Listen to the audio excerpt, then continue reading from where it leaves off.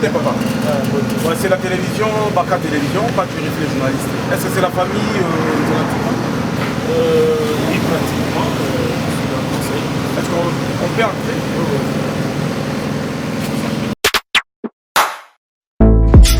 Engaye bana poto bana mikili hôtel ya solo ezali kaka se moko na Kinshasa, Hôtel Pacifique Hotel.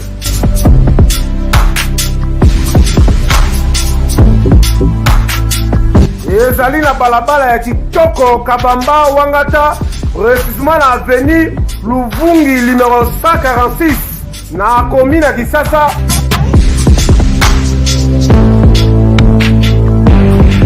kolala pe kolamuka ezali kitoko, malile ezali kitoko, ba chambre pe confort, ba appartement ezali propre ndeti kaka kozala mikili.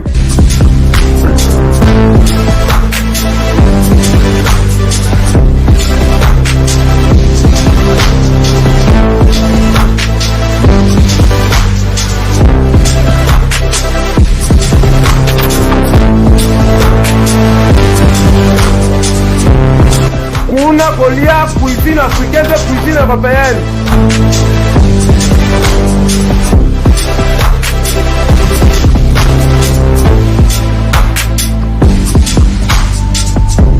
Tunanga nini, wifi eza ofele, ordinateur eza ofele, voiture pe ya déplacement ezali. Kozanga te oleka kuna, soki oleki kuna okozala jamais déçu. Ba na poto bana mikili, ba homme d'affaires, ba femme d'affaires. Place ezaka moko na Hôtel Pacifique Hotel. Kuna la classe est la différence. Ekeyo.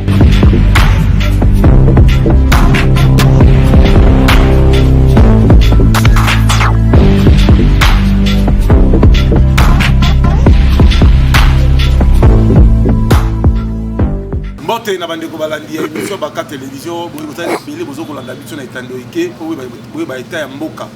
Et kotambola boni kasi kolala kolamuka ya biti de te, mais grâce ya Nzambe tokutani mokula lelo.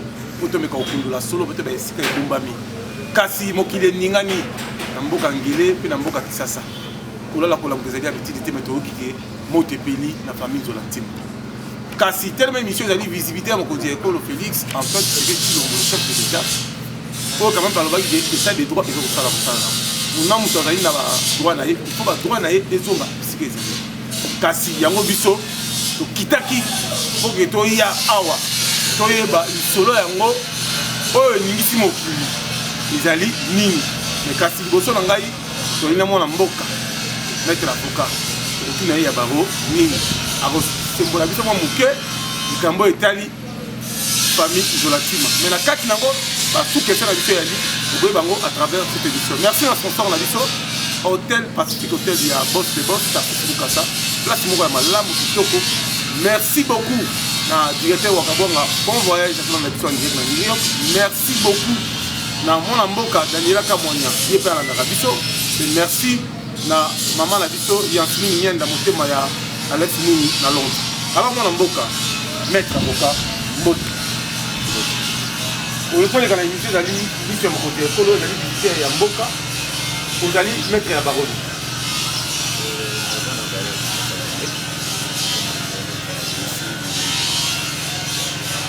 tu as oluka yo côté de roeba et le roni les Félix Moki et le roni les biscuits ça OK de boy kuna ni na lingua la kuna moto peli ba kuswana batiraima et le roni zo rolika na pays ko effectivement awala mo déjà pour venir awa tozali na avenue Boza numéro 14 voilà, juste na nsima ya Kanzulu. Donc, toza juste na mokongo ya Kanzulu là. Toza non loin na Mont des Arts. Il y a Mont des Arts na Beau des Arts. Na Boza. Boza 14. Alors, ezali moko ya bandako oyo Monsieur Mundai Mankenko Alphonse Atika. Né de famille Boza.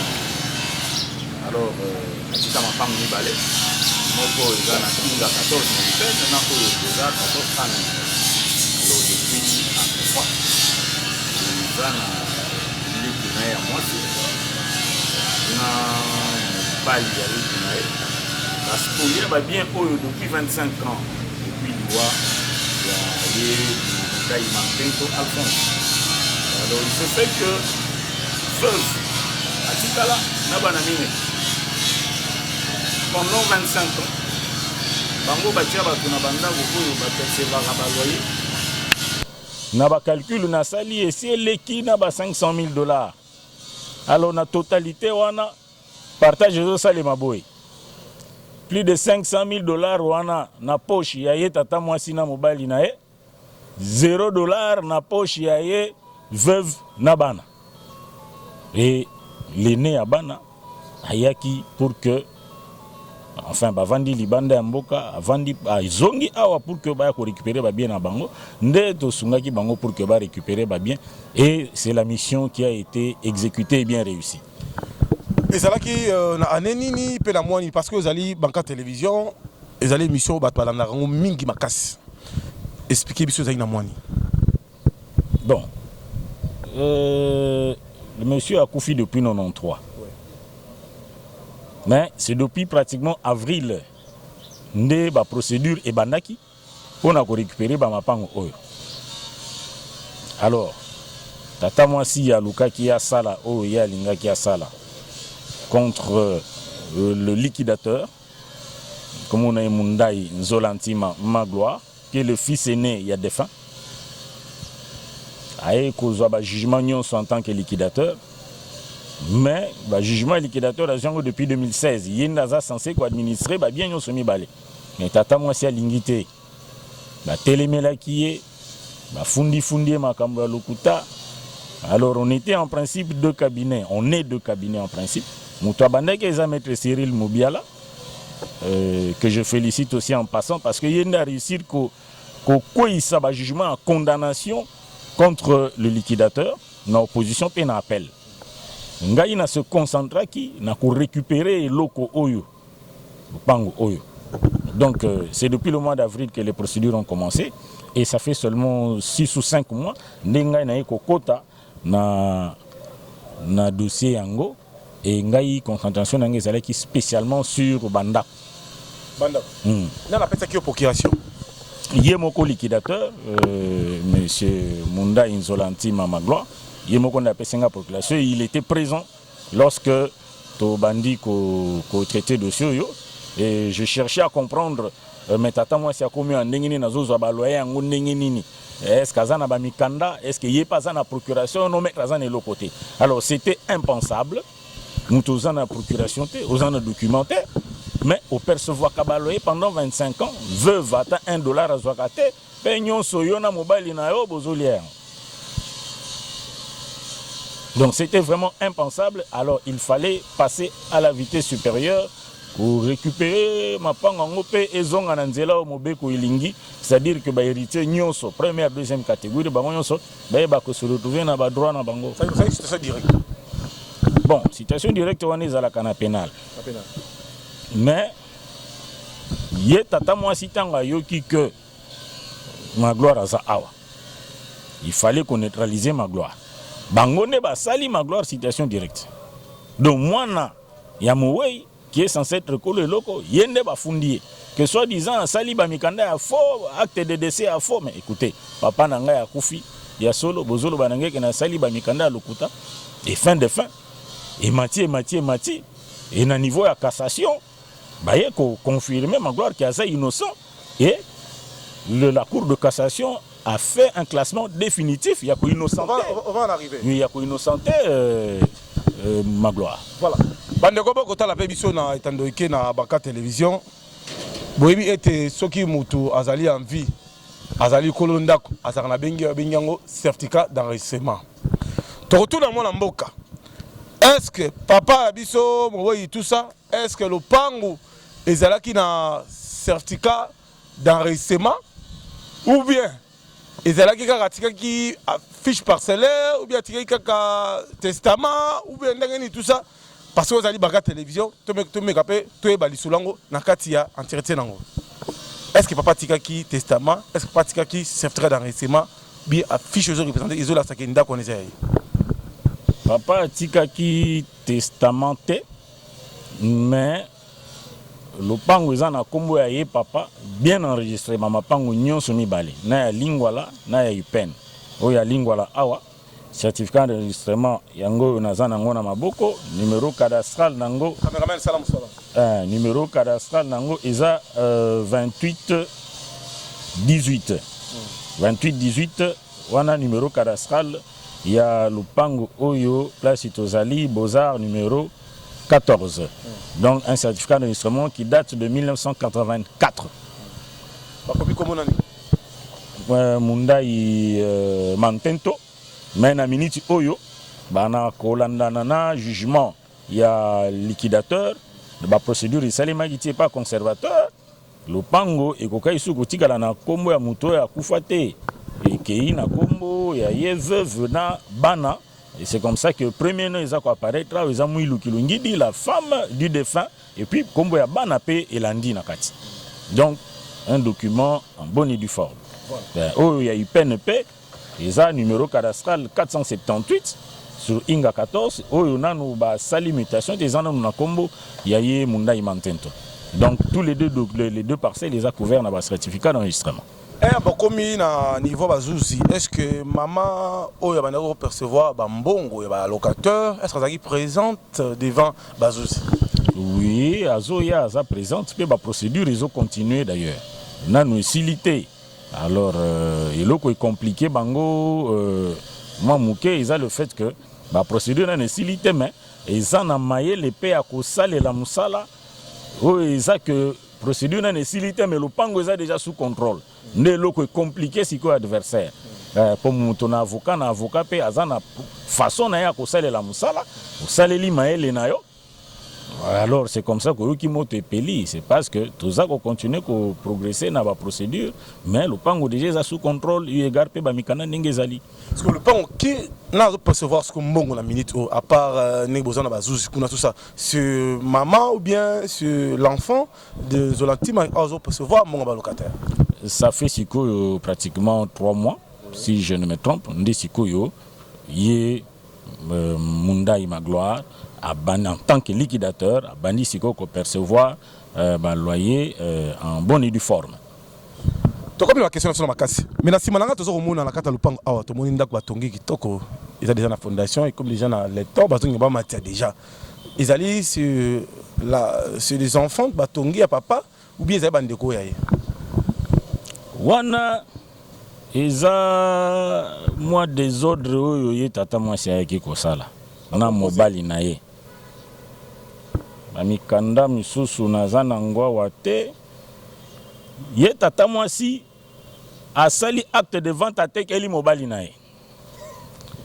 Je vous informe d'avance que ye na mobali na ye jusqu'à preuve du contraire nanu namoni acte de mariage moko te ezo ko prouver que baza légalement marié. Donc pour Nangaï, bazo vivre en concubinage. Mais bazali ensemble, en général, surtout le bakara que moi si na mona acte de vente, bala ki sa yango pe na ba parquet na ba cours de tribunaux, atekeli mobali na mobali asomi na kombo ya bana na bango. Bano baboti bango mibale. Nde omoni abandi kotonga kuna.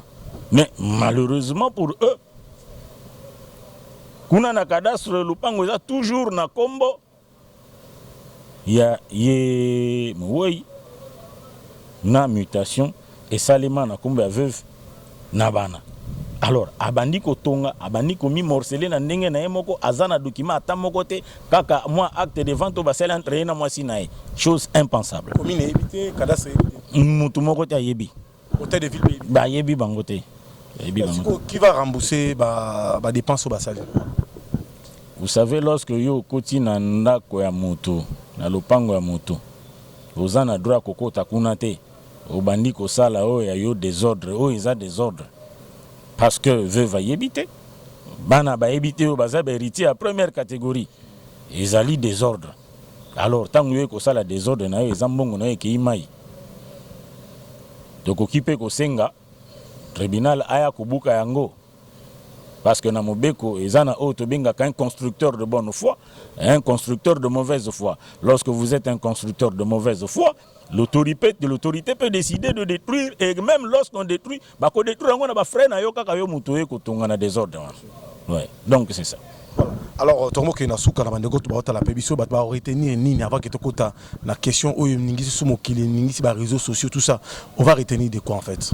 Bon, ce qu'il faut retenir ici est que cette parcelle, eza parcelle et tika et moto moui munda imantento qui est de la famille Nzolantima Atika et le kola akufa Atika testamenté et singeli ezala organisé le kola un liquidateur azali liquidateur akosala musala nae akosangisa ba héritier nyonso de sorte que muto na muto azwa ba droit nae comme il se doit et pour ça il a dû respecter la procédure.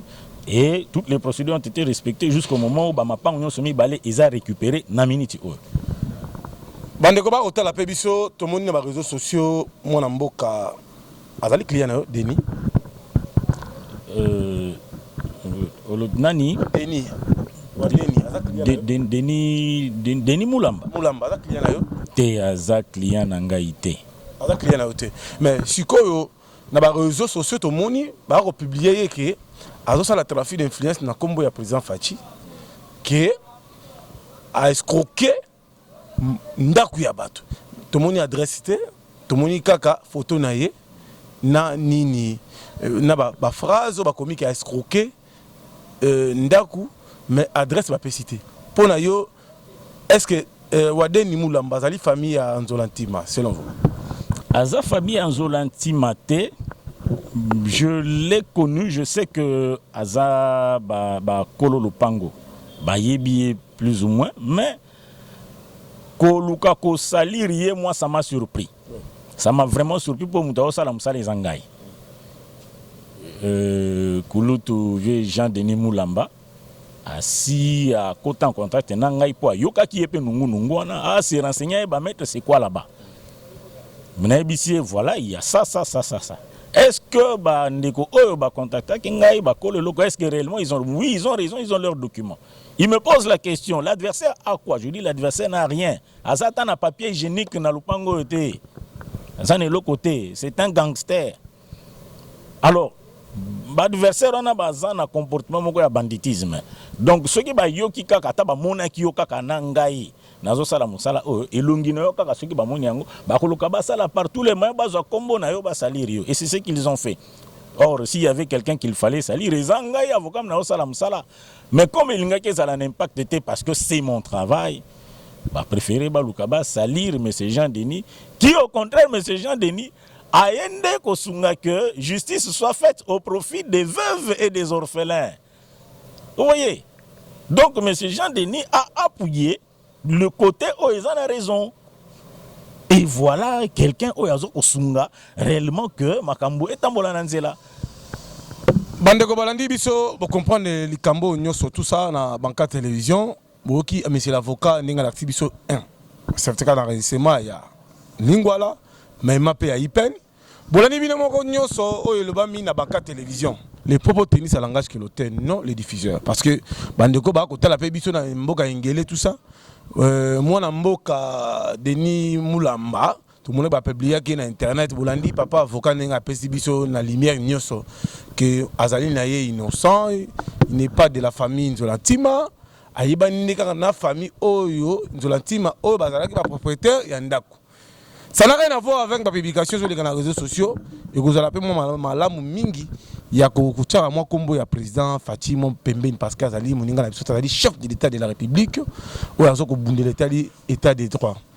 Bobi kazo ko beta c'était mingi alobi bazo ko fungula déjà bureau munene makambo itali ba corrupteur nyonso ba tout lutte contre la corruption déjà frappe linge bana déjà tout ça makala ba déjà ko réhabitango pavillon 11 silaki pavillon 6 venu au sala musala pavillon 5 déjà venu au sala musala ba ministre bele ba ko kota déjà bon là déjà député professeur Saki Munungu à côté Fachi ça zo blaqueté Fachi béton biso tozali so mokonza ekolo to ko tambola pendant ko luka ba information partout. En tant que investisseur, en tant que journaliste et reporter, en tant que journaliste, on va partout pour l'information. Tu vas découvrir que la ligne de c'est une moto parce que tout le monde qui tombe dans la veni, tu côté dans mozinda li solango, tu sais quand même peu moi élément où il s'allie qui bolanda ngo na baka télévision. Oh pardon on avait vu na etandoike. Ouais yebi ke ba eskoka ndaku. Ouais yebi ke ba botola ndaku mais kasi lumière réseau mon na té. Benga baka télévision, tu regardes na poto filmer. Poli makambo comme pas moko mokonzi ekolo pour solution monana TV comme les gens tout battre la pébiso alors bandeko tout balandi pébiso papa la biso Charolin tout ça n'est-ce pas mettre à Miss to que mtoto wa mama oui ole tout à maniema oui mtoto wa maniema et comment dire voilà dernier message na bandeko tout balanda pébiso pesa pembote na bandeko ñu somata na cabinet bato to sur na poto partout même na ça parce que mission to tambola mokil mobimba. Bon avant pendant na pesa lelo basuka et ezana ba image les kaki oyo bato ba monaki nga ezaki image un peu brute bato ba comprendre qui exactement de quoi il s'agit. Muto abandaki ko swani sangai wana aza en réalité mobali ya ye tata mwasi. Il n'a même pas droit ici. Alors le fait que ACP la quitté récupération à Lupango Oyo, nde ayaki ko sala agression wana. Alors ngai en tant qu'avocat na ko quitté ko mané na nzoto parce que lui il tape avant Ganaya. Oh. Avant Ganaya abetaki déjà sentinelle, il a agressé les charpentiers les maçons qui étaient ici. Quelques minutes avant na coma. Alors il fallait qu'il ko repousser. Alors il fallait tout lui dire que lukaba terme nyoso ya ndenge na ndenge, même dire des mensonges. Pour que na yeba ko dissuader asi mangay na nzoto te. Osomona. Alors incident wana et bimisi loko la neti ba voimo bazo buna mais en réalité le spoliateur c'est celui-là que vous avez vu en veste na ba réseaux sociaux. Yenda yaki ko yeba ngonde ba profiter na lupango pendant 25 ans ce monsieur là. Il s'appelle Martin Kavoila Mbombo. Martin Kavoila Mbombo, c'est un grand spoliateur. Azana Mukanda tamoko tende wana, mais azo tambola partout, azo lukaba konzia au niveau pour que ba sungaye ko na la complicité pour na koya ko botola lisusu lupango. Mais en réalité kokokate. Donc ce qui s'est passé dans les réseaux sociaux, les gens ont suivi les images brutes. Bon, c'était aussi des images où mutazo filmé à mon insu. Bon, na koluka ko s'est vengé contre ba publication moko ezangatina nde bande komisusu oyo baza pour ba kolo lupango nde ba balancer ki image wana un peu sans contrôle et les gens n'ont pas vraiment compris. En réalité je suis avocat mais moi image wana ba monaki et zalaki ko lakisa le monsieur que bon n'a pas cette impression que ngai pe na za capable ya ko réagir ndenge azo sala wana une façon ya ko dissuader kaka. Et donc c'est un peu ça l'éclaircissement par rapport il y a un incident. Donc c'est une parcelle où on va bénéficier nango. Illégalement pendant 25 ans, ils ont perdu. Alors bazo digéré perte wanate. Et ce sont des images qui datent de 3 mois. Ils ont les lotés. Les images datent de 3 mois. Et bimi lelo pourquoi? Parce que monsieur Martino Kavoila Mbombo venait une semaine juste avant l'incident pour perdre peine. Donc il y a étape par étape. 3 mois avant, nous avons vu l'image d'un incident. Et une semaine avant de publier, on a perdre la peine. On a écrit sur comment guerre, la publication, la image. Et voilà, un peu de façon incontrôlée, tu vas balancer l'image. Mais sinon, en tant qu'avocat, Zalara Penza autorisé, même dans la déontologie, tout le temps dans les médias pour traiter les dossiers. C'est des choses que moi je ne fais pas même dans les réseaux sociaux, beaucoup de monde. Mais eu égard à l'incident, il fallait quand même éclairer l'opinion. On va comprendre qu'ils surtout ils peuvent croire qu'il s'agissait d'un foyer, mais non, il s'agit d'un avocat qui était face à un délinquant qui menace. Et il suffisait de le laisser faire et il allait faire ce qu'il venait de faire dans les minutes qui avaient précédé. Parce qu'il a tapé le gardien, laissé par Moé, il a tapé devant tout le monde. Il y avait même un inspecteur judiciaire ici dans la parcelle qui était venu remplir une mission que lui a donné le parquet. Et monsieur s'est arrangé pour venir avec l'inspecteur ensemble. Et une fois dans la parcelle, l'inspecteur n'a pas su maîtriser la situation. Il n'a pas su maîtriser la situation. Il était surpris lui aussi de la brutalité, de l'agressivité de quelqu'un qui n'a même pas un papier sur cette parcelle. Merci à vous. Merci beaucoup, cher ami. Merci à vous. Merci beaucoup na bandeko tubatala rappel biso makasi. Merci à Yasmine Mien dans mon thème, Alex Mounina Londres. Merci à Pape Théo Théodore Moukendi La Patoche qui nous suit à Luvière. Merci beaucoup à l'homme fort, plus que fort, qui nous suit, Tati Bilolo. Merci beaucoup à Eric dans la maison civile. Merci beaucoup à Edjoukou. Merci à Monseigneur Mlumba. Merci beaucoup à Lisette, Roseline, Daniela Kamonia, Christian Tshisekedi. Merci à Mandeko Nyon sur la Rapé Banca Télévision. Eusako Bunda pour accompagner Vision chef de l'État. Merci Nabino Matoubatala Rapé Bisso. TV comme il est Mandeko tout. Maman Chez Dantamboué, Yoyebi. Vous partagez l'émission, vous avez un commentaire malam. Merci ici dans la caméra. Et à très bientôt. Engaye bana poto bana mikili hôtel ya solo ezali kaka se moko na Kinshasa, Hôtel Pacific Hotel.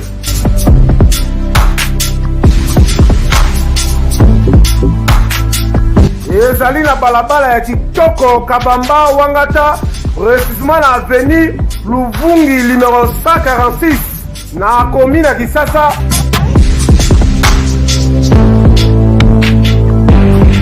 Kolala pe kolamuka ezali kitoko, malili ezali kitoko, ba chambre pe confort, ba appartement ezali propre ndeti kaka ozala mikili.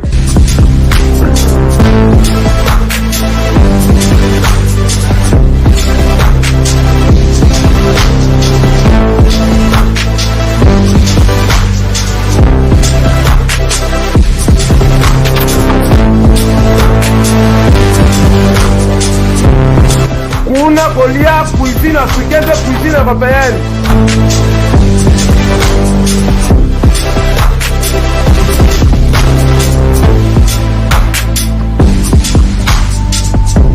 Tunanga nini, wifi eza ofele, ordinateur eza ofele, voiture pe ya déplacement ezali. Kozanga te oleka kuna, soki oleki kuna okozala jamais déçu. Ba na poto bana mikili, ba homme d'affaires, ba femme d'affaires.